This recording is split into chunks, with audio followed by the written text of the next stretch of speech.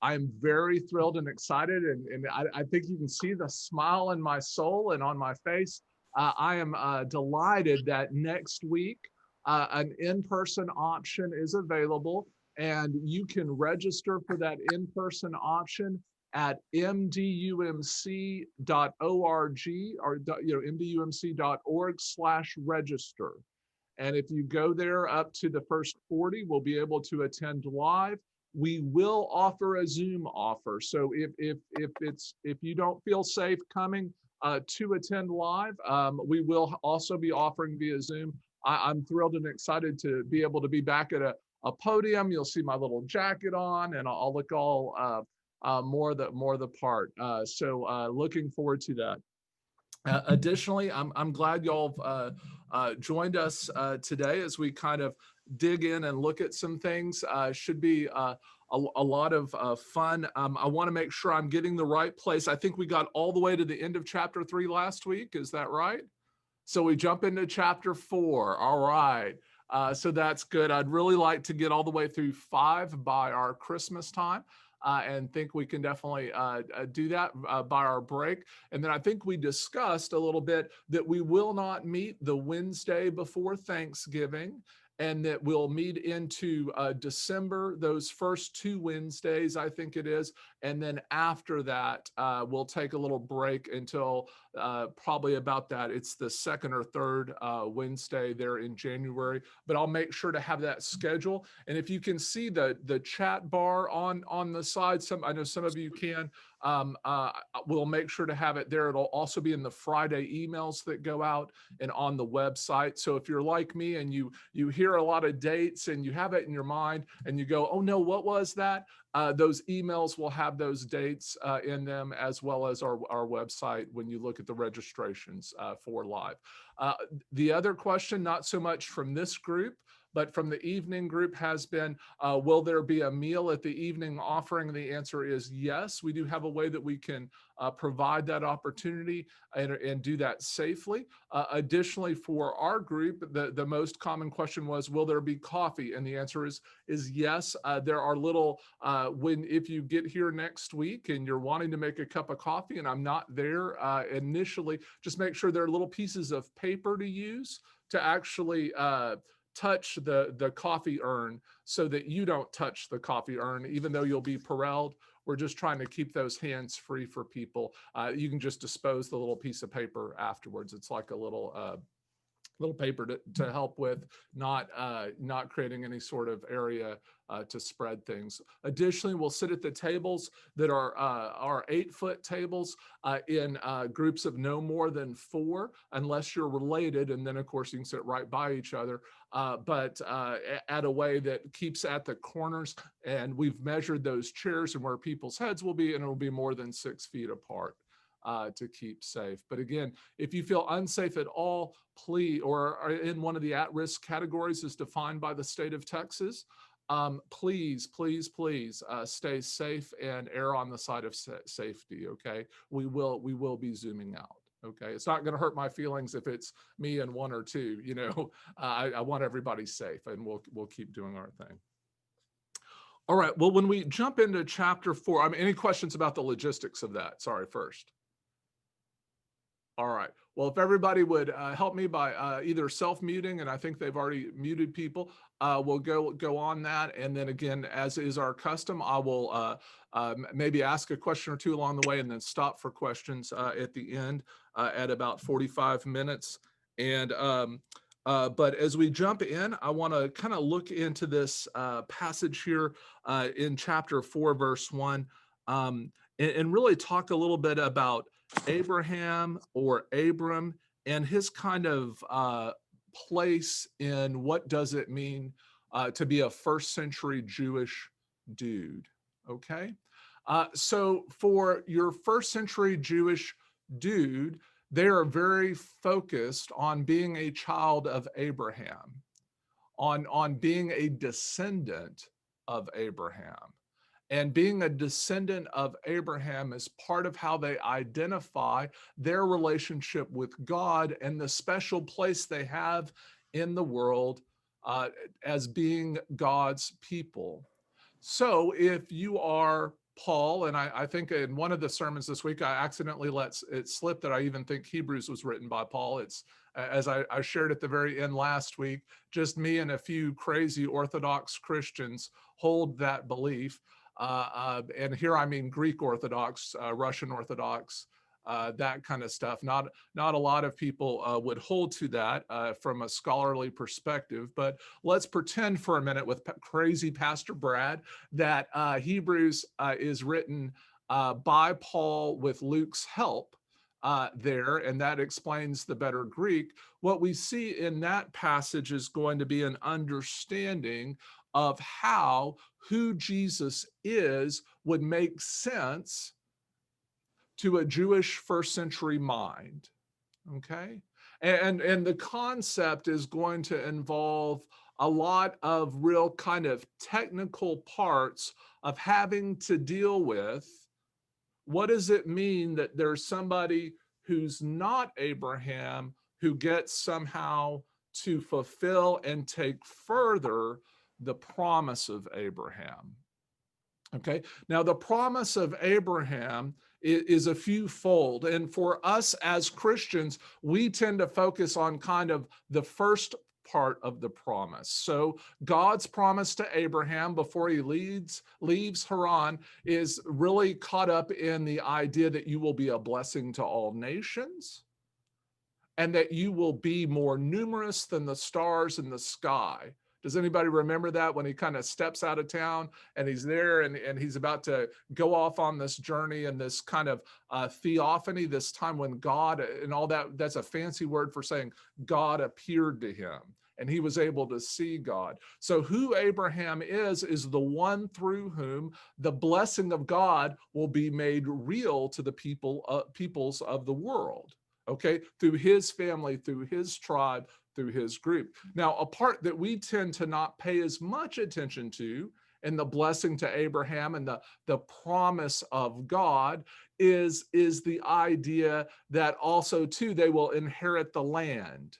Okay, if you ever get to go with me to the Holy Land, if we ever get to open back up and start freely traveling around the world again, we'll make some trips over there, and that will become more real to you when you're in those places and can see the territories described in the promise to Abraham. But the promise is one of blessing to the world, a special set apart people who get the righteousness of God in order to bless other peoples. And oh yeah, you get the land too. Okay, so these are the parts of the promise. Any first century Jewish dude is going to have to reconcile what does the Davidic promise, the promise to David, that David's household will be forever, what does that have to do with Abraham's promise? And those two are going to have to be in sync and lined up like you're trying to line up, table chairs to get them all straight before Thanksgiving dinner, or lined out in an organized way, the way somebody would design an oil rig platform offshore to make sure all the pipes are connected and working. And you're going to have to get that all sorted out if you want to claim that the person you're talking about is the Messiah. You're going to have the promise of Abraham and the promises of David brought together. That without that, it can't be the real Messiah. Okay, so if you don't have both of those fused together as one and in a synchronized manner, you're not going to be able to really understand or have the blessing of God made known through this person of Jesus. And so that's why the author of Romans, who is most definitely Paul, is going to also take this on, because when he's writing to the community in Rome, something I've said earlier, but I want to come back to the forefront of your mind, is remember, he's writing to the church in Rome because he knows that when he writes to the church in Rome, that letter will be shared out with the whole Christian world. Yeah. You're not dressed. Okay. So there are, and I'm sorry if you're not muted, please mute yourself for me. But that also too that means that he's going to be writing to those people in the community there who are going to be both Gentile and Jew. Okay.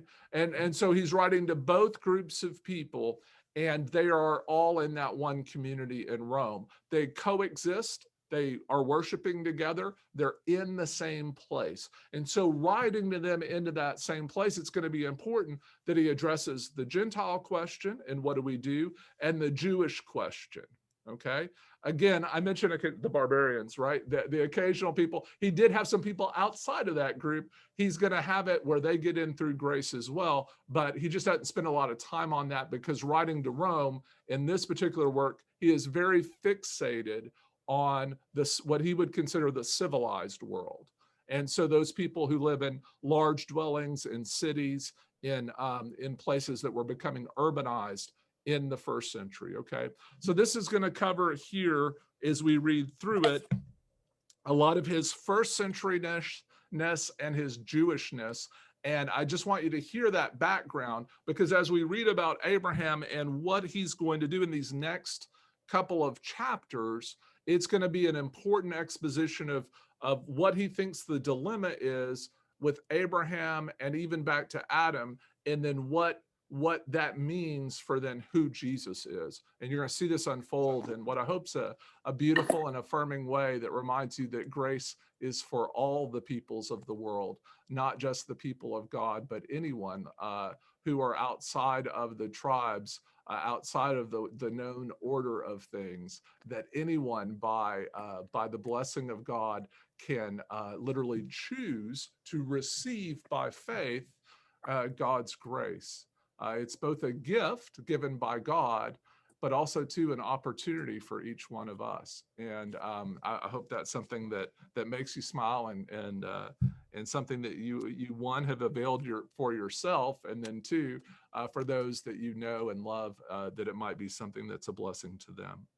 So in 4:1, let's just jump in chapter 4, and I hope it will make sense why I was saying all that.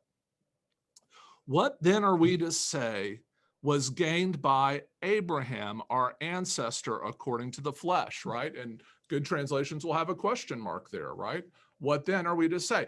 What he just said, if you remember, is that Jesus's sacrifice of atonement is a gift of grace. The reconciliation is a gift of grace that was given to all people, whether they were Jew or Gentile. And so now he's going to have to say, now, so what's the deal with Abraham, right? And what he can't do is he can't make the promise to Abraham wrong, right? Part of that's his Jewishness, but part of it is just normal common sense, right? Like, if the promise to Abraham is not true, then what good is the promise from that same God now? You see the problem? Like we don't trust people who tell us one thing and then do another. And especially the first time they do it, it's kind of like, oh, it must have been a misunderstanding. The second time they do it, it's like, well, now hold on, I'm getting something wrong here. I'm not going to trust them again. The third time they do that, I'm kind of done with the third lie, right? So that basic problem here for him is he can't make, looking back, one way to solve it would be saying Jesus does something totally new, right? But the problem with that is Jesus doesn't say that about himself. Jesus says that his newness is the fulfillment of the oldness, right? Not something different. It's the newness of Jesus is that he fulfills all that went before, that he lives into it, right? So you can't make the old wrong, you bring it with you. So this argument he's making here is persuasive on several just fundamental levels about the truth of who God is and what God is doing in the world, but also there's a functional aspect to it, and that it's really important that we don't make that first covenant wrong. Okay. All right, let's keep going there. So we're in verse 2. For if Abraham was justified by works, he has something to boast about, but not before God. For what does the scripture say? Abraham believed God, and it was reckoned to him as righteousness. Okay, so what he's doing there is he's going back and reminding the people of the quote about Abraham and reminding them that what kind of brings Abraham a blessing is his faith or belief in God. And here, those words are used in verse 3, and he's referring back to Genesis 15:6, okay? And so what does the scripture say? Abraham believed God, and it was reckoned to him as righteousness. So what Paul is arguing is that it's not what Abraham did that saved him. It was his faith in what God had said that then led to a response. Okay? Faithfulness always tends to have a response. When we really believe something, we tend to act according to those real beliefs. Okay, for here I may have shared it too. I will wear this example out, but I'm gonna share it with you. But one of those examples would be I'm always amazed at people who tell me how much they love Jesus, and they don't see any problem with giving the cable company more funding than their church. Right? I find that just a mind-boggling thing. And I'm not saying don't get cable. I mean, I like some of it. I don't like other parts of it, like anybody. But I'm not saying don't necessarily get cable or enjoy entertainment. But where your money is put tells you a lot about what you really believe. Another thing is how many of y'all have like either a phone that you keep all your appointments on, or a lot of people will use day planners where they write out their appointments on a calendar. Anybody, write their appointments in time? Look at how you spend your time. If you have questions about what you believe, and I know right now a lot of people are going to be saying, but Pastor Brad, it's COVID, we're spending all our time, sitting, right? Or not being able to go do. But I wonder, like, do you have a phone? Like, can you call somebody that might need a little love? Would it bless them that you reached out? Would it make you feel less alone that you did something good for someone else? I find anytime we are compassionate toward other people, it really makes a difference. And what I would say is, if your heart has really been transformed by the love of our Lord Jesus Christ, if it's really been reached by the grace of God, you can't help but not do other things for other people. It's a way of life.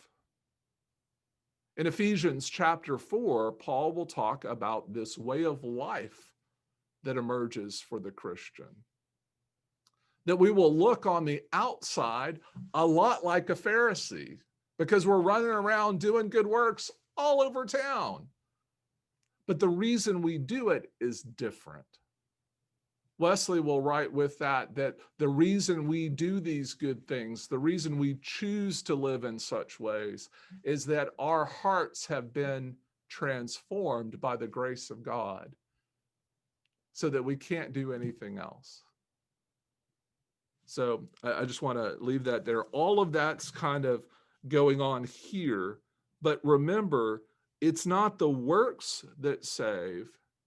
It's the transforming understanding of the reality of who God is and what God is doing, that faith that changes everything.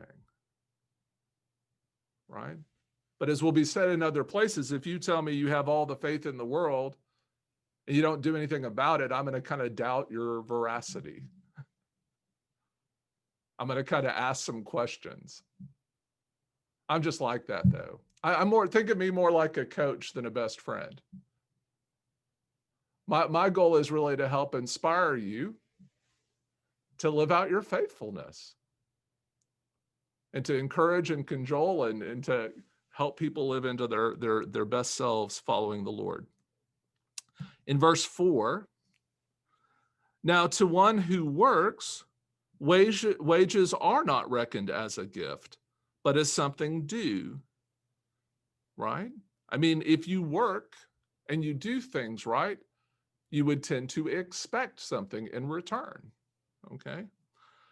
But to one who without works trust him, who justifies the ungodly, right? To trust the one who justifies the ungodly, such faith is reckoned as righteousness.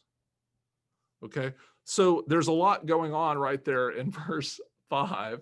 So he's saying that it would seem like that Abraham is due something, but what Paul is saying is that he didn't do it to get something. He did it because God had already given him something, right? So I'm sure you've heard this about grace, but I want to draw it out because really it helps you understand what's going on in the salvation talk of what's happening here in Romans. And that is, grace really functions in three ways. And I think we covered it briefly, but I want to spend just a second on it here. And that is that grace is prevenient, right? Justifying, and sanctifying.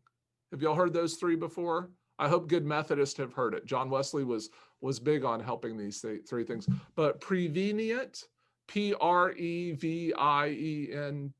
prevenient. No, there's a E-N-I. Anyway, I'm not writing it on a board, but I'll let you spell prevenient. Wesley had it simpler. He called it preventing grace, right? Because the word prevent today means something different. So today, if anybody's watched a football game and heard a prevent defense, right, or to prevent somebody from doing something, that means that you're keeping them from doing something. In Wesley's time, the word prevent just meant before the event. So it didn't mean to keep people from having grace. It meant the grace that went before. And so when we say prevenient, that's just because it helps people clarify that we're not saying preventing grace, right? We're talking about grace that happened before the event. But prevenient grace is that grace that goes before. It's that reminder that God loved us before we even knew we needed love. And when we get to chapter 5, you're going to need to hear that, because that's really what chapter 5 is going to say. Here, then before the event is happening, the justifying grace is what Paul is really dwelling on here, which is what makes it, and we said last week and the week before, that it makes it just as if we have not sinned, right? It's that grace that makes us at one with God. And then the third part is what would be called sanctifying grace. Sanctifying grace. And this is the one that has the most confusion, okay, in our popular understanding, okay? Because for us, the word sanctify also seems to be being made holy, or some sort of, we think, otherworldly kind of thoughts about what does it mean to be sanctified, right? That's really the wrong way to think about what the biblical understanding is of sanctification, okay? Sanctification, being sanctified, literally comes from the Hebrew understanding of being set apart for something specific. It is your usefulness in a specific way, so you're set apart and certain things happen due to your function. Okay, so for being sanctified, think of more like tools in an operating room. Okay, now if there are any doctors on the call, y'all can really correct me, but in the doctors I've talked to, and they may be just pulling my leg, but for real, they say that if you go into a lot of ORs, especially orthopedic ORs, you'll see a lot of tools that are not unlike what's in your garage. Okay, they're just a lot more expensive to use, right? I mean, it costs a lot more money, but that's because they've gone through a process of being sterilized and cleaned so that when they're used on your body, they don't create infection. To be sanctified is not somehow to be different than everyone else around you in what you might look like on the outside or what people may see. It's to be so cleansed in your heart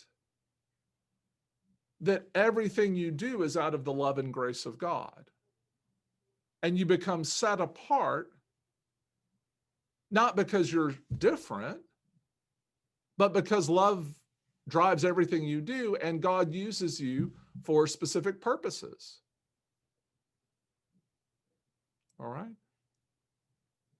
So this idea about who we are as holy people is not some sort of veneer of perfection. It's not an exterior of perfection. It's an inside that God has transformed by love. And it really doesn't have a lot to do with perfection at all. It means being so motivated by love that even when your mind wants to goober something up and say the wrong thing or done, that your heart and your love stops you and pulls you back from the brink and helps you make things right and find your way. When you want to see somebody, and because you were raised, I was raised with all these horrible jokes about people who were different. And it's hard for me not to hear them sometimes. Or I go into a place that makes me uncomfortable because people don't look and act like I do. And my brain is telling me one thing. Does my heart override that and remind me of my love that I have from God that was for even me, who I don't look a lot like Jesus? Thank goodness he still came and sought me out, right? Will I seek them out? You see, so when we talk about these three types of grace, it's all grace, it's all one thing, and how it works and operates in our life. But the key to it is, I don't want you to think here like the kind of the fake holy pious don't do anything, kind of people. I want you to think of real people just like us who've had their hearts so transformed by love that it shapes how they react to the world. Because that's what Paul's talking about. It'll take another 2,000 years to ruin it and goober it up. Okay, so let's get back to hear what it says. I'll keep going. All right, so he's trusting that he has been made righteous, that he has been justified. Okay, and then, oh yeah, did we mention David, right? He needs both of them, right? In verse 6. So also David speaks of the blessedness of those to whom God reckons righteousness apart from works. Blessed are those whose iniquities are forgiven and whose sins are covered. Blessed is the one against whom the Lord will not reckon sin. Okay? The idea here is that golly, so many of us live with so much guilt. And it's so important that you understand that when God here and when Paul and David and Abraham are talking about the forgiveness of sin, that also removes the guilt of the past. When people tell me, because we say it all the time, in the name of Jesus Christ, your sins are forgiven, right? And everybody repeats, in the name of Jesus Christ, your sins are forgiven, right? And the reason you're repeating that, right, is because I need to be forgiven too, right? So thank you when y'all do that. But that's why you say it back, because the pastor needs to hear it too, or whoever's speaking those words. That forgiveness, though, hasn't taken or really done its work if you still carry all the guilt. Like, do you not believe that what Jesus did on the cross was enough for that too? Right? I mean, I don't want to have to slow read for you. Wait till Good Friday. I'll slow read for you all the parts of the crucifixion. It's horrific. If that wasn't enough, I don't know what would be. Right? But the trust that we place here is that indeed that what was done for the ungodly, what was done through Jesus, is so much that even Abraham and David both understood that they had been forgiven and that their sins had been covered by the grace of God because of their belief and faith and trust in God. All right, verse 9 continues.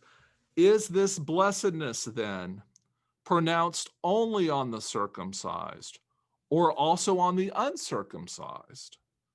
We say faith was reckoned to Abraham as righteousness, right? So if faith becomes counted as righteousness, then that means it has to be for anyone who has faith. And then he keeps going with the questions in verse 10. How then was it reckoned to him? Right? How could Abraham get it if it was only for the circumcised, right? Because when does circumcision start? It starts in the time of, there was this guy in a movie. He was played by Charlton Heston. It was a famous movie, Cecil B. DeMille. Anybody remember that movie? Right? It was called the 10 Commandments, right? And then Moses, right? I just want to let you know, when you read the Bible, I'm sorry to break it to anybody, but Moses was nothing like Charlton Heston's rendition of it. And I'll actually do a sermon sometimes where I'll break it down for you, some of the fun differences. I thought Heston did a great job in it. It was a great movie. It's fun to watch, very entertaining, very Hollywood. But don't confuse that for the real 10 Commandments. Read the book. The book's always better than the movie, right? That works there. But when we get to this here, how then was it reckoned to him? Right? Because he couldn't actually receive it. Abraham couldn't have received it if it was dependent on circumcision. Because circumcision, again, isn't going to happen till the time of Moses. All right, an important point.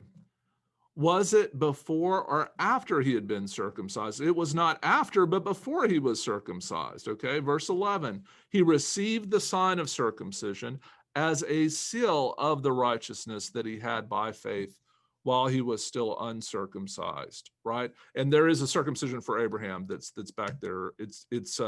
But the idea of it being a part of the covenant that is part of the whole thing is a little bit different in the writing of Abraham. So that's what's going on here. But here's the purpose, right? So this is where Paul's been building up to this for the whole thing, okay?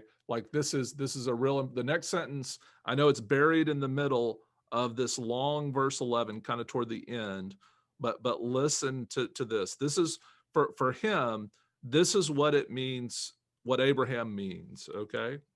The purpose was to make Abraham, it says him in most translations, but go ahead and put Abraham in there so you're clear, to make Abraham the ancestor of all who believe without being circumcised and who thus have righteousness reckoned to them. Okay? So for anyone who is going to have the righteousness of God counted to them, they have a father, a person before them, what would you call that? Not a patriarch, but the word's not in my mind. The person that from whom we descend.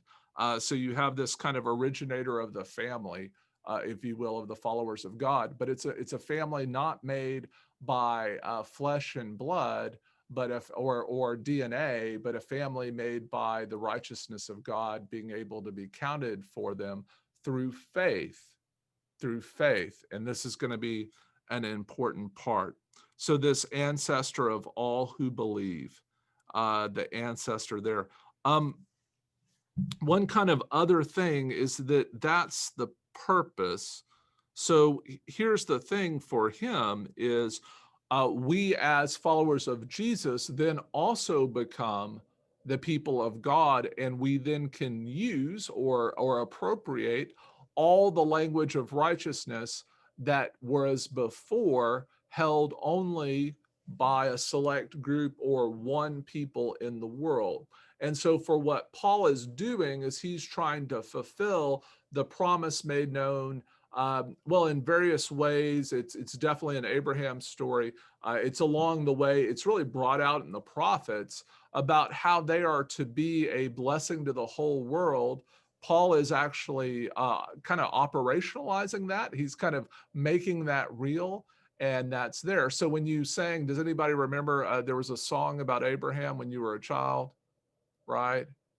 Father Abraham had many sons, right? Anybody ever have to sing that? I had to sing that at VBS. It's an old vacation Bible school song. So, it's a fun song because you get dancing and going, and you all kind of fall down at the end. But this idea that Abraham had many offspring, had many descendants, to literally be able to say that he had descendants more numerous than the stars in the sky.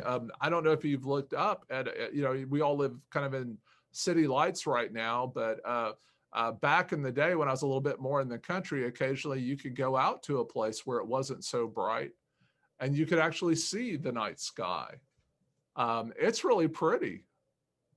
I mean, there are not on a day like today when it's gray and drizzly, but like you can see in forever and ever and all these different stars. It's pretty amazing. Of course, now we know that there are stars and galaxies out there. That's pretty vast.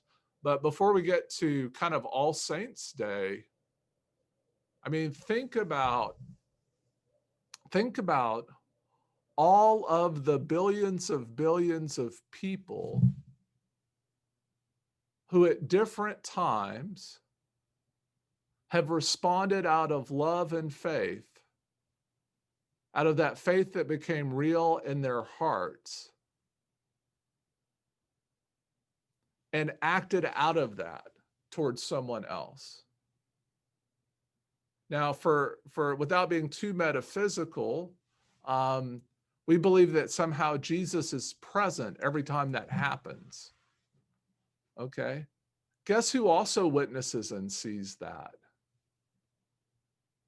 Everyone in the communion of saints. Everyone we've loved and has gone before. They're not magical. We have to like shake off all the nonsense about saints. No, saints are those who love the Lord in this life, who lived out of faith and placed their faith in Jesus, and then have gone on to be with the Lord. And now today, they get to see what we see in part. I live my life kind of living through looking through a straw. They get to see all the straws in the world with every act of love going on at any given moment. How cool is that? We get a little foretaste. They see the whole show. Like I get like a little teaser video. But it's a joy. I just think that, to me, that's one of the greatest gifts about what this is saying, is that those who allow the righteousness of God to be reckoned for them by faith somehow become set apart and part of this group that get to watch the blessings of God unfold in lives eternally. Isn't that cool? Well, let's keep going here. And likewise, the ancestor of the circumcised, and this is in verse 12, are not only circumcised, but who also follow the example of the faith that our ancestor Abraham had before he was circumcised. Okay?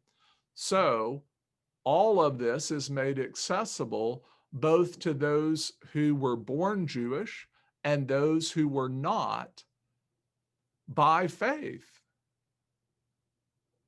So if you live out of your Jewishness by faith, your faith is counted for you as righteousness. If you live out of your Gentileness by faith, it's counted for you as righteousness. If you live out of your barbarianness, it doesn't matter what tribe you come, by faith, if your heart is transformed by love, you become a member of the family of Abraham, a blessing to the world. Think about how shocking this must have seemed to other first century Jewish dudes. Because this is not what Mama and Papa taught them. All right, this was not how the world worked. right? And yet it is one of the most amazing things. It's not that faith isn't a part of what it meant to be Jewish, it deeply is. But the idea that it's the biggest thing in it definitely does not exist in the first century. There's some talk around that. You can find a few obscure rabbis on the outside trying to scream, but really it sets the Christian movement apart, because they definitely wouldn't have included and gone out to say that it's there. I mean, compare for a second the Essene community, right? People try to say they're the first Christians. That's just a bunch of nonsense. That is just a bunch of scholars trying to get PhDs and to make Christians look stupid.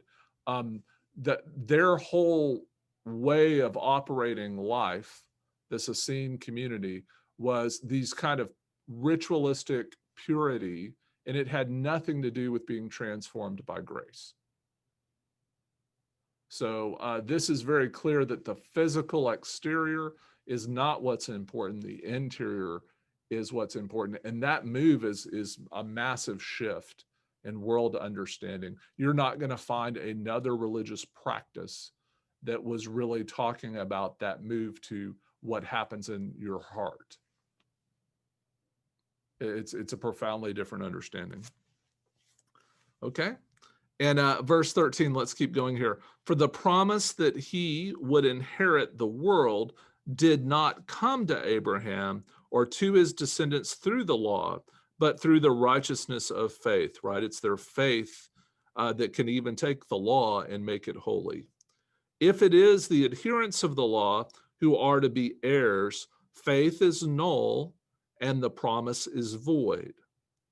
For the law brings wrath, but where there is no law, neither is there violation. So please understand that part of Paul's reasoning and understanding against this idea of being ruled by the law is your prime motivator is that the law brings the wrath of God. So if we're going to try to adhere to a set of rules or structures that are God-given, basically we're going to end up only failing. Because I don't know, I haven't checked. Maybe some of y'all are a lot better than I am, but are any of y'all as good as God? Right? I mean, I don't think so. I mean, I hadn't witnessed it. I'm not against God doing more with me than I would have ever imagined possible. I kind of live that life out all the time. But I don't think I'm all that. I would find that an odd or peculiar belief because I know my internal dialogue. And it's not always good. Right? So I have to have my heart checking my head sometimes to make sure I'm responding out of that place. So if we live that way, why would you want something that is designed to bring wrath, right? And in verse 15 again, for the law brings wrath, but again, where there is no law, neither is there a violation. So if no law has existed, right, you can't actually break it. Now, what he is concerned about is what do we do about people before the 10 Commandments? Right? So for Paul, lawlessness is not the state of the Gentile. In fact, earlier he said they should know better from creation itself. For him, what he's concerned about here is going to be the Jewishness of those who predated Abraham. Right? It's going to be a bit of an issue for him. What do you do with those before Abraham, who also lived by faith? Well, for him, it's no problem, because if they lived by faith, right? Let's pick one, right? Is somewhere between most, let's see. So if Seth, right after Adam, one of Adam's children, who got the image and likeliness of God, or sorry, of Adam, so Adam gets the image and likeness of God put into him, right? In Hebrew, it's the etzem and selim back in the Genesis story. And then Seth, even after the sin, gets the image and likeness of God of Adam put in him. So if Adam has the image and likeness of God, and then you get Seth getting the image and likeness of Adam, he gets the image and likeness of God passed to him, right? Which is kind of cool for us. It means we're not without complete hope. So in spite of the sin that is in the world, we actually have an opportunity to know the difference between right and wrong and these kind of things. So how can Seth live if he lives before the law? Right? So a first century Jewish dude is going to have to say, well, the law applied all the way back. And even though God hadn't given the law, we're going to say that his instruction about the tree or not eating, or that's the law in its embryonic form, and it's going to, they're going to have to do all kinds of gymnastics to kind of hermeneutical gymnastics to kind of explain that, and they're going to try to find out why that's the way it is. For others, that's not going to be a problem when you make it by faith, because then by faith, which is a free gift of God through the grace of God made known in Jesus fully, then everyone in that pre-Adam, or pre-Abraham, but Adam to Abraham in that time period receives grace. Okay, and that's the problem he's trying to solve there. All right. All right. Well, friends, it's been good to be with you. I've got a few minutes. I left about 4 minutes for questions. I know some people have to get on to the next event that's after this, so we try to get it done in about 50 minutes. I will stay, though, all the way up to 11, answering any questions that people might have. So if you have a question, if you need to go, you're not going to upset me by dropping off the call, one. But two is that if you do have questions, please unmute yourself and ask a question. I'll do my best to address it.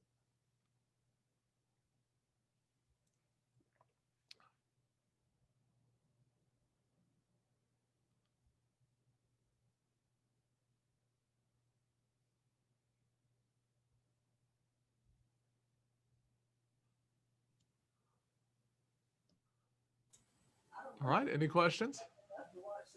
Yeah, Peggy. I'm sorry, you're not unmuted. Can you unmute yourself? Yeah. Reading this passage is what makes me think other religions claim also all of their ancestry through Abraham as sort of the father of all religions. Am I thinking along those lines correctly? Yeah, I mean, they're not gonna have this particular book in their tradition. Right. They're going to want to claim Abraham as well, and are going to claim Abraham based out of the texts in parts of Genesis and his story. Right. There are going to be some slight variations and differences between the way that the Hebrew scriptures that they would share and their understanding in Genesis, and perhaps, like, say, the Quran would report the blessings and how they get passed down to whom and in what order. But yes, all of them agree and want to claim back to Abraham. Another little side note, a little bonus fact is that, again, when you talk about the sacrifice of Isaac, that is actually supposed to happen at where the Temple Mount is. And so the tradition holds that there in Jerusalem is where that occurred. And it's part of why it's a big deal for all the faiths, for the Jew, the Muslim, and the Christian. Why that area might be really important. There are some other things that the Prophet Muhammad is supposed to have done and interacted with at the Temple Mount site, which also make it important to the Muslim in some other ways. But it's a fascinating kind of originating spot. One of the fascinating things about the Israeli government, which I would say is different from a Jewish government, I think it's important that if you ever, you kind of make that difference. They do have a separation kind of the state there that's a little different. But the Israelis have, it's kind of funny, there's a mosque on the Temple Mount, And so you have the Israeli group that has to protect it, but they know it really matters because if anybody from any group ever desecrated or did something to the mosque, they know that will be like World War III. And so it's a fascinating like twist to think of the Israeli government protecting a mosque. Is kind of, but they have a lot of protections for minority groups and other things. People tend to judge them very harshly for a wall, for their treatment of Palestinians and other things due to long fighting. They're not without blame for many things.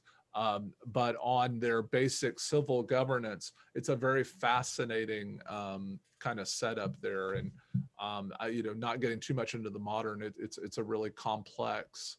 Like if you ever really want deep complexity, go to a place that 20 different types of people have ruled it in the last few hundred years. We've been blessed with a contiguous system of government for a couple of hundred years. There's a lot of different people who've ruled that place, and all of them have very different opinions about one another. Thank you. Okay. Yeah, Ray. Pastor Brad, I cannot help but think about the trips that members of our church and I have gone to the area. And it's very easy to smell and touch the situation there. And so I guess I'm recommending is that if you have a chance to go, please do so. Thank you, Ray. Absolutely. And as soon as things are open back up, we'll get our trips going again. Yes. It's wonderful. Wonderful. And there is something too, these issues that Paul is trying to address to make sure, I mean, Paul's goal here is to get the gospel heard. And he really seems to feel that people underestimate the blessing of Jesus and how it works in the world. And what he's really helping happen is a deepening of the awareness of how Jesus fulfills the different issues that are raised in first century Jewish faith, right? Now, what is going to be fascinating is that also in first century Jewishness, what they have just lived through is a massive desecration of the Temple Mount.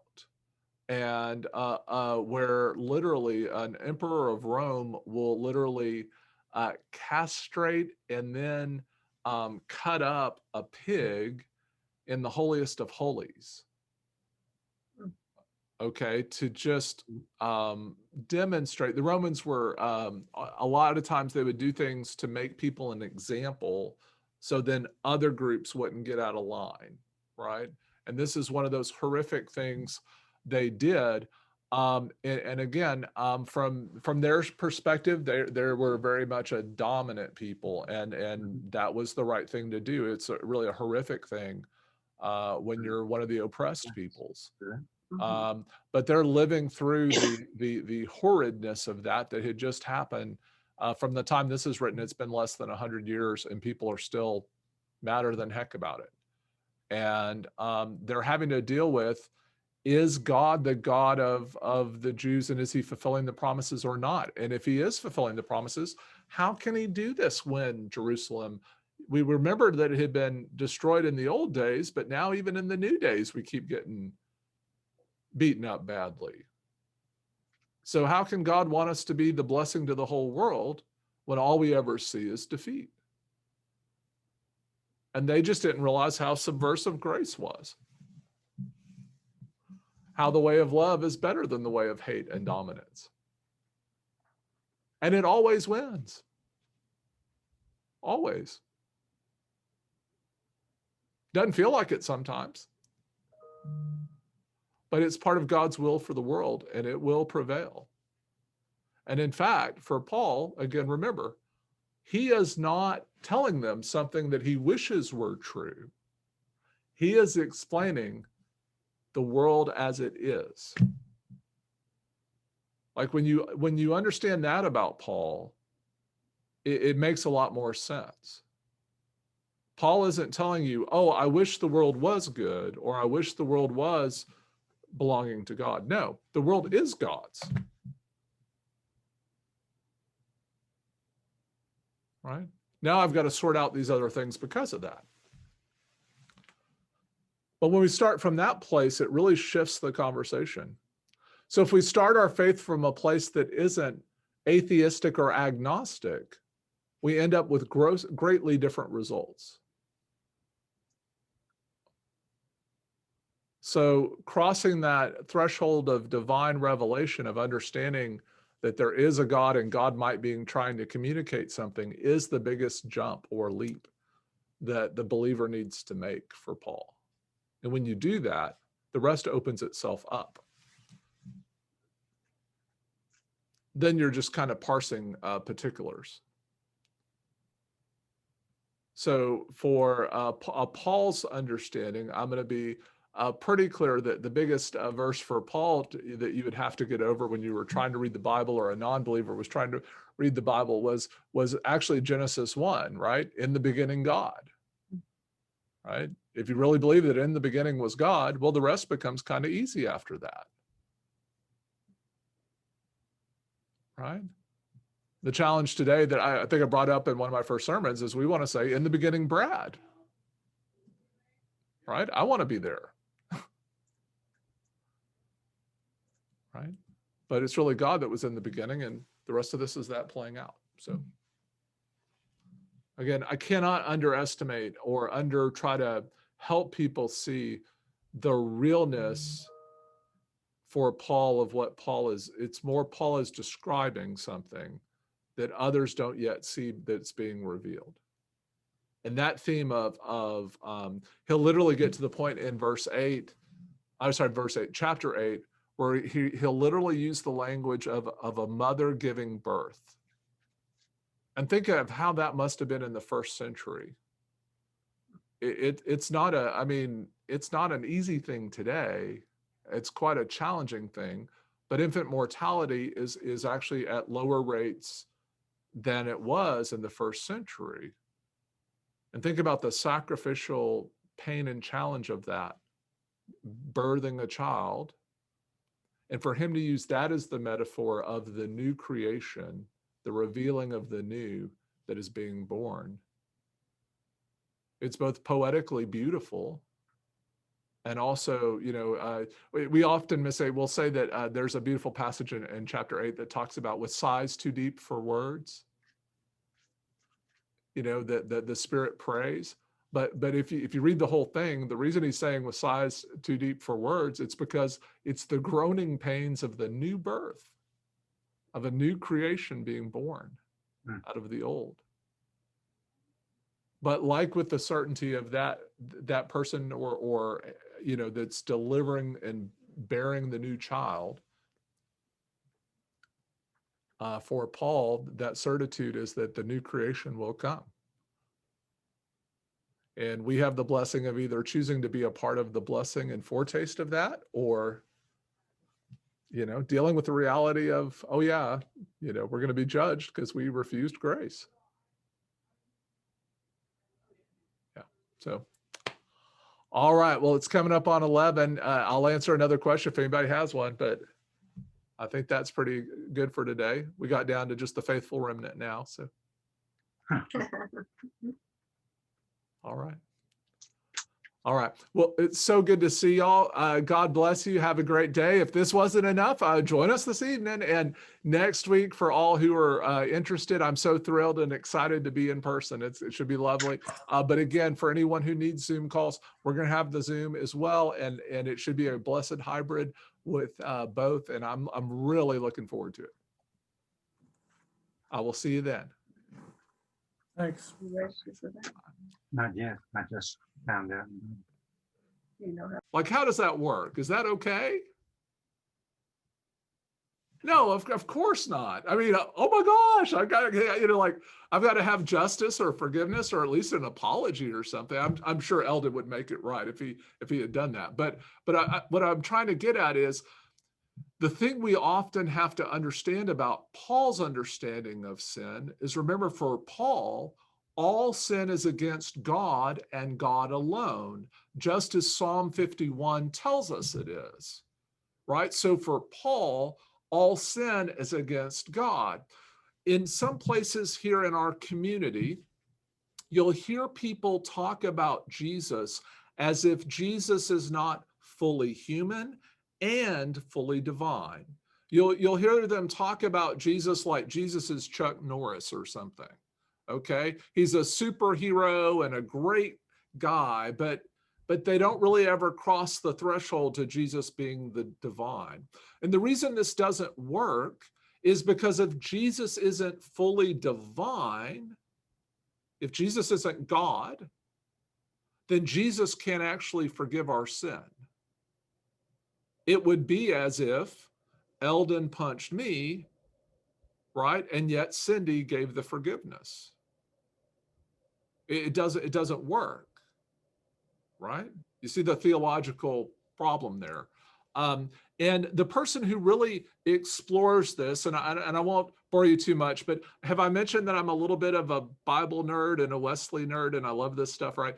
There's a writer named Saint Anselm, and roughly, I think it was around 1150. I'd have to look it up. He wrote a book called the Proslogion, and some people think it's meant to be this kind of proof of why God exists, but I don't really think that's what he was doing in it. He was really tackling this question of the nature of how atonement, or at one with, works, and how God and the followers of God are forgiven through Jesus. And the beautiful thing, and why I love the Proslogion and all of its 500 and some page glory, is that it's just a prayer. The whole thing is one. I mean, I know you think that you have an uncle or cousin who prayed forever, but he prayed for 500 pages. This beautiful prayer that was kind of his life's work that he wrote over 20 some years. So it's a beautiful book if you're ever looking for more about at one with, and just a great read in the Christian faith that informed a lot of our modern thinking in the English world. I would encourage you to look at Saint Anselm, and it's Anselm, I think, but sometimes I get it wrong. So one of my favorite writers there in the Christian faith. But he really kind of goes through the importance of why we believe that again, Jesus is fully human and fully divine. Now, there's also the obvious, right? If Jesus isn't actually God, then he does a lot of things that are really crazy. I mean, there's a person, have y'all heard of C.S. Lewis, I would imagine? Most of y'all have heard of C.S. Lewis, right? He really, in his book, Mere Christianity, he writes that Jesus is either divine or a madman, but you can't really have it both ways. I think I'm paraphrasing a little bit. He said it in better English than I did, but he's a better writer than I am too. So that's all part of it. Well, let's keep going here. So the other thing, though, real quick at the end of 25, passed over the sins previously committed. So this talks about blood. This talks about Jesus. This talks about Jews. This talks about the Jewish faith. I wonder, is there any other story in the Jewish faith that involves, I don't know, blood being put somewhere, maybe on some doorposts, so that basically people don't die, don't have to give up the firstborn? Anybody remember the Exodus story and Moses leading a bunch of people out of bondage, right?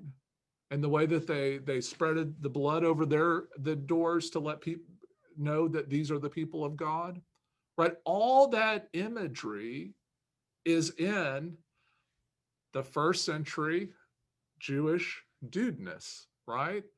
That's all intentional in his writing, because he's going to want you, Paul's going to want you to be able to see and express and explore that wholeness of the people of God throughout the whole story. And I think it's kind of just an essential component to what is going. And this word here that's in verse 25, And in the NRSV, it says divine forbearance. Okay, what a beautiful description of the gift of grace. So here, it's not that God owed us something. Forbearance is shown typically in our culture. The only time I hear forbearance is in a discussion about a loan or some sort of banking contract, right? If somebody shows forbearance, right, that means they don't bear arms against you. They withhold that before they can attack you. They stop or pull back. And so here, the image that we're given in this text is this idea that to show righteousness, there is a divine forbearance or a withholding of wrath or a withholding of judgment, a withholding of these things to make sure that the sins previously committed get passed over, right? And the reason a Methodist might bring this up is if you were going to be part of a Methodist class back in the old days, the only question you had to answer was, do you have a sincere desire to flee from the wrath to come? Well, I hope we all do, right? Like I don't want to be in the wrath. I don't want to be in the wrath of any human or God, either one, right? And so then you could start attending classes and you would receive grace. But this beautiful idea and concept is that somehow the glory of God is made known by grace.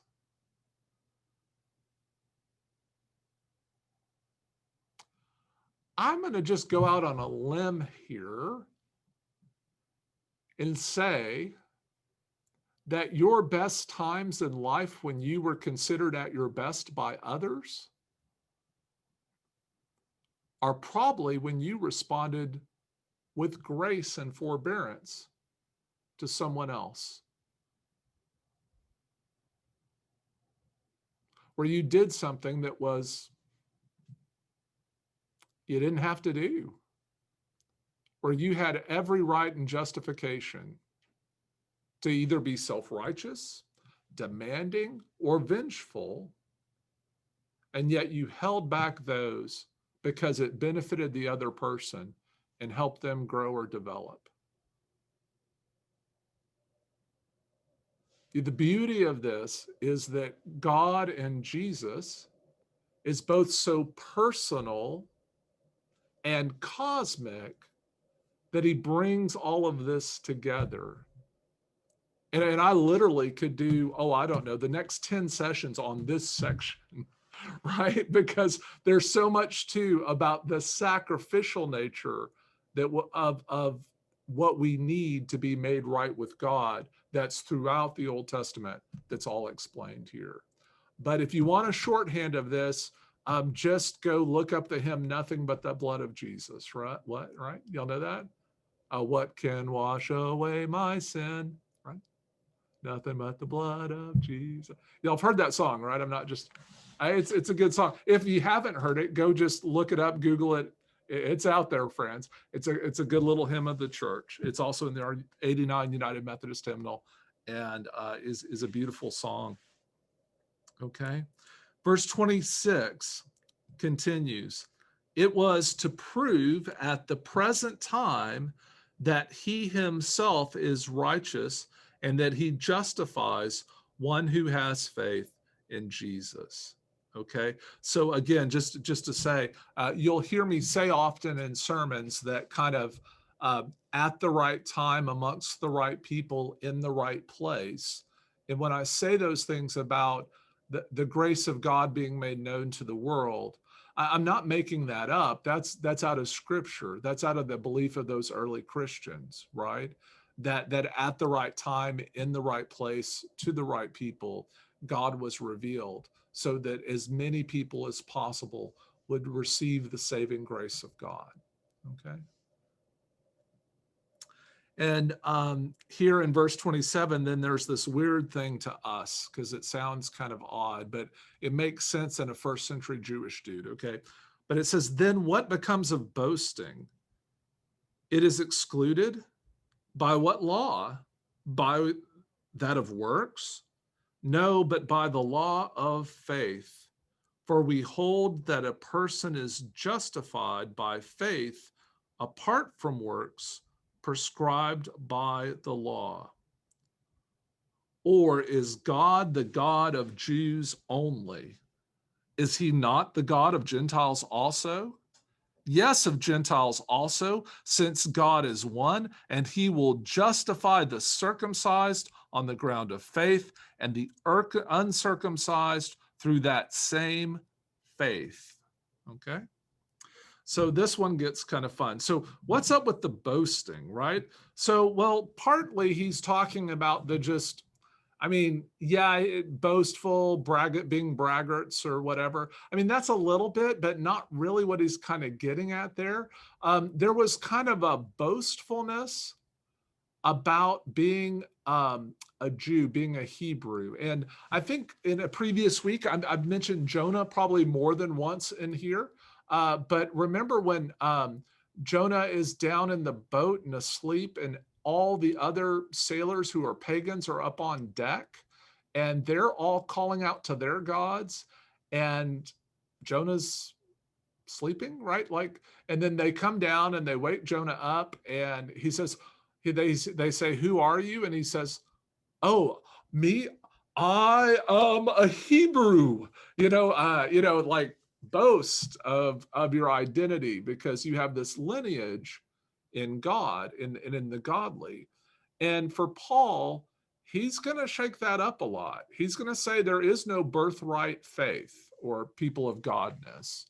And in fact, I think this becomes a real issue anytime you have a group of multi-generational people in the life of the church. Because in every generation, the new group has to take on the faith as their own. It can't just be our parents' faith.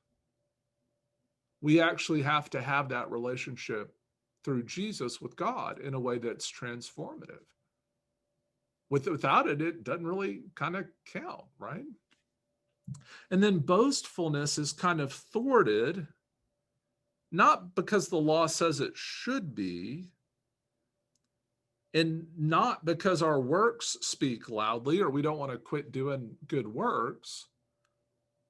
No, but it's the law of faith, because you can't have faith if you depend on yourself. Faith is based out of a dependence on a kind of chemical reaction, if you will. Like I use that metaphor of the chemist who kind of knows and understands these laws and principles. And if you're putting these things together, there's an expectation of how the physics will take over and work. So the chemist doesn't, well, I mean, I guess they could brag about a natural reaction that occurs. Maybe the eureka moment, they discovered it and name it after themselves, but they don't really brag about what they're able to do through basic physics that anybody can do, I hope. I mean, what would we think of them, right? Likewise, a Christian who brags about what God did instead of leaning and depending on faith. If anything, what happens is humility tears us down so much that we instead become interested in pouring ourselves out and emptying ourselves for others, that other persons might come to know the same grace we've had. We kind of surrender to self and give ourselves out for others.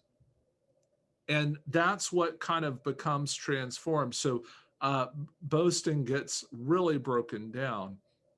And additionally, it's made known through any sort of kind of tribalism or our God is better than your God, right? Kind of mentality is going to get destroyed because God is God of all. There's one God, right? There's one God. And we know that God fully through Jesus by the gift of the Holy Spirit. So like this idea of who God is and what God is well formed and shaped here.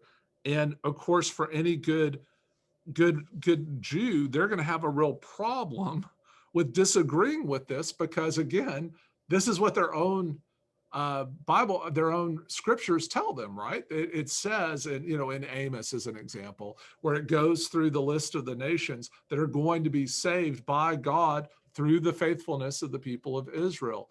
It's in that end of the Jonah story where God says even the Nineveh, like, and if you ever read Jonah, right? Remember, anytime they say Nineveh or the Assyrians, right? Everybody should be going boo and hissing them. I mean, like, these are evil, bad people. I mean, they had a bridge in downtown Nineveh that was built out of the ivory bones and skulls of the enemies they had killed. Like, these are bad people. They make like Star Wars stormtroopers look like lightweights. I mean, these are like horrific people. And so when God says that God is even their God, are you kidding me? But Paul was listening.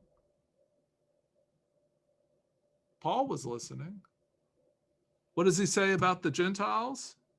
Is he not the God of the Gentiles also?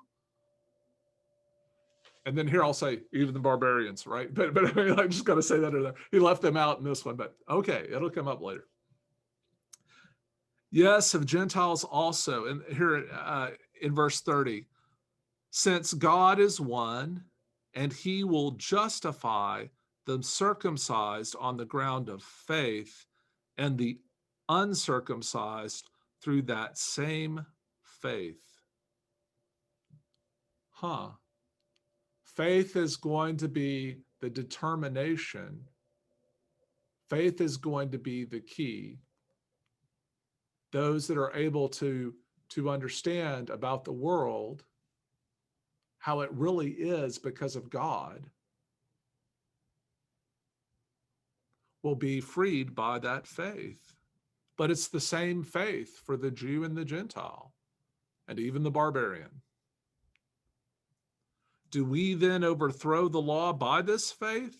By no means. On the contrary, we uphold the law. Because the design of the law, and this is, there's more about it. The design of the law is to give us faith. But the thing is, the whole kind of notion is what's going on in our heart, right? So when he talks about the ground of faith and the uncircumcised and all that, what he's really talking about is that faith is how your heart becomes circumcised, like how you become changed on the inside. So there's one of my favorite illustrations is a story of this. There was kind of a reporter back, I want to say it was in the early, it was in the 1910s. And he was in London, and he heard about what was called, I think it was known as the Third Welsh Revival. And it was a revival that swept across the nation of Wales. And it was so active, and so many people that they say that literally hundreds of thousands of people dedicated their lives to Jesus. They shut down the bars in Wales, and several factories closed for weeks. And people were going to hear sermons all the time, and preaching was going on. There was a pastor who was at a center where it started. He actually had to send back from help and back home for help up into Scotland to get more clergy to come down and participate. So this reporter from London who wrote for the Times was going to go out to Wales to kind of debunk some of what was going on in this whole revival nonsense, and all these people who he looked down on were claiming to have this great faith in Jesus. And so he gets to Cardiff, and he's trying to find where the revivals are going on so he can start writing his stuff and taking out. And he sees a Bobby, a British policeman there on the street. And he says, "Sir, can you tell me where the Welsh revival is happening?" He said, and again, my accent, my Welsh is not very good. He said, "Laddie, laddie, laddie, the Welsh revival is happening here in my heart." Here in my heart, right? Because what had gotten people on fire was the transformative grace of God made alive by faith in their heart. And I'm going to just say that when it takes us and it transforms us so that we become grace-filled to the world, the glory of God still shines brightly in God's church. And that's really what the whole thing from first century here onto the 21st century is kind of about. I mean, that's the whole movement in short, is how do we become forgiven in our hearts? So, just to reemphasize something I said last week, in my experience, I just know that a lot of people carry very heavy burdens that keep them in places where they don't feel like they can have forbearance to others. And they struggle with issues of forgiveness. They've been hurt, they've been jaded, they've been had things done to them or feel bad. And I'm going to say that if you're in a place where you're struggling to forgive someone, remember that the first step is realizing that the sin and the crime that was committed, the horrible thing that happened, is first and primarily against God. And it may be a salvific intervention by you on behalf of this other person who wronged you, not to try to go to forgive them yourself, but simply to just go to God and ask God forgive them. Ask that God would intervene. Ask that God would bring forgiveness to that person for what they've done. I would start there. Likewise, you may hold on to baggage. Sometimes I'm visiting with people who have gone years and years and years carrying things, and the persons who were wronged are deceased, or they don't even know where to begin to find them. And again, remember, the primary and first person you need to seek forgiveness from is God. And that's simply made available by faith because of God's grace. Go there first. Okay. Okay. So, yeah, I always kind of get preachy at the end, don't I? Golly, it's good. All right. Well, friends, I'm going to open up to some questions. I'm also going to give you a little bonus fact or something fun. Okay. So Romans is uncontestedly Pauline. So there's really no doubts that Paul shaped Romans. Okay. There are no legitimate scholars who would wrestle with or debate that. There's some nutcases always, but the majority of them will.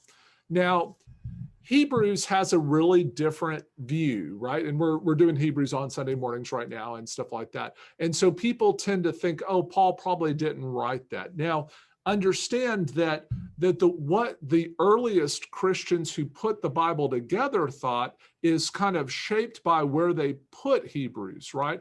So they put Romans at the beginning and Hebrews at the end of all the things they thought belonged to Paul. Okay. And some will say it moves from the things they knew were Paul to the things they think less of and probably not Paul. I think that's a bunch of bunk kind of made up in the 70s. And in my humble but accurate opinion. Okay. So I'm going to go a little against the academy, but I've read more than some of them. So I'm going to tell you that one of the things to remember about Paul, and if you want to read the scholar behind this, it's a person named Luke Timothy Johnson. He taught at Candler for many years. Fabulous, first-rate scholar on the New Testament. And Sei-Kei Wan, who is a Chinese scholar who is there at Perkins School of Theology, and is really awesome, also an awesome New Testament scholar. But anyway, the two of these, what they're going to show you is that when Paul was writing his epistles, his letters, it was more like a president writing a State of the Union address. There were a group of people around him that even when he's writing from jail, there were other people that were there with him, other Christians that were helping him transcribe and write it. And so one of the complaints against Hebrews is that the flourishment of the Greek and Hebrew uses some phrases and some, it just sounds too good to have been Paul.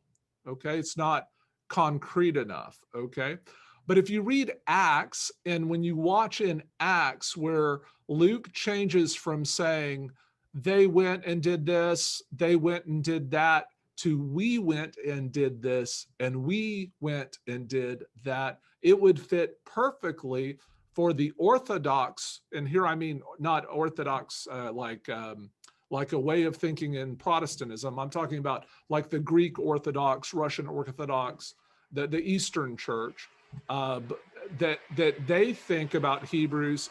They think Hebrews was actually transcribed by Luke, and that explains it. And when you read, why I read for you out of Luke is some of the language, the images, the ways that Luke viewed who Jesus was, you see very clearly in Hebrews and in Romans. And so what I'm going to say is that it was probably pretty early, and probably either people who were Luke or knew Luke are helping to write out Hebrews. I'm not going to hang my hat on that. It's not salvific. It's just a bonus fact if you're interested.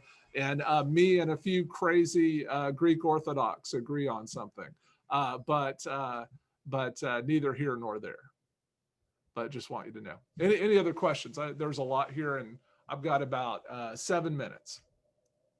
I know if people have to go on to another thing and all that, if you drop off at this point, you know, I've already gone past my 50 minutes, so you're not going to offend me or anything if anybody needs to go. But are there any other questions?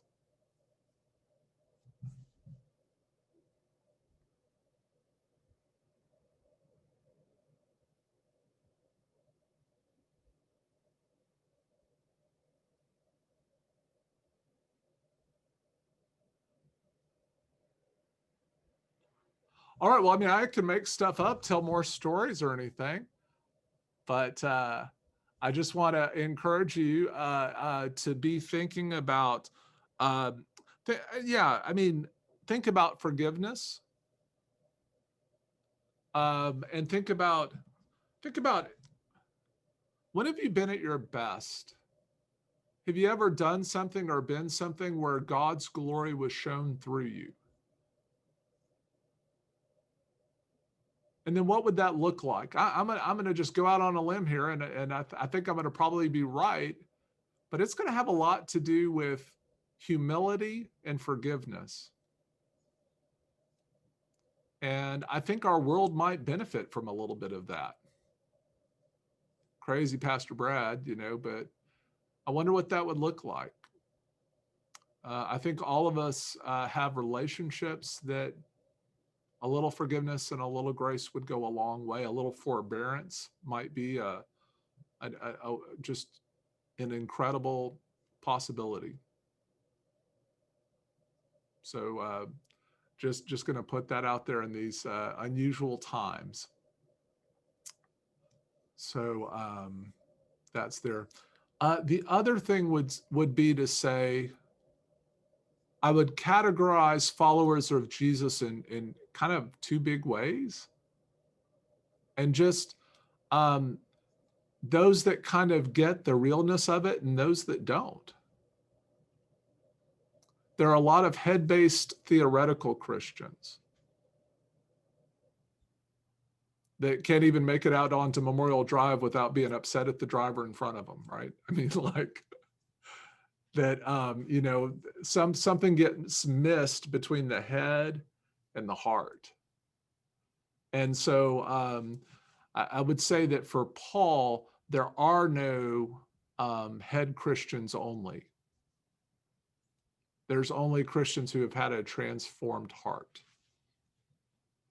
But that transformation doesn't happen because they're good enough or they're smart enough or they look like something or act like something. It happens because God's grace is so real in their lives that they live out of that place of grace toward others. Because see, that's the thing too, we often forget. I probably didn't harp on it enough. Remember, for Paul, faith is a gift as well. A gift from God that allows us to be able to have grace.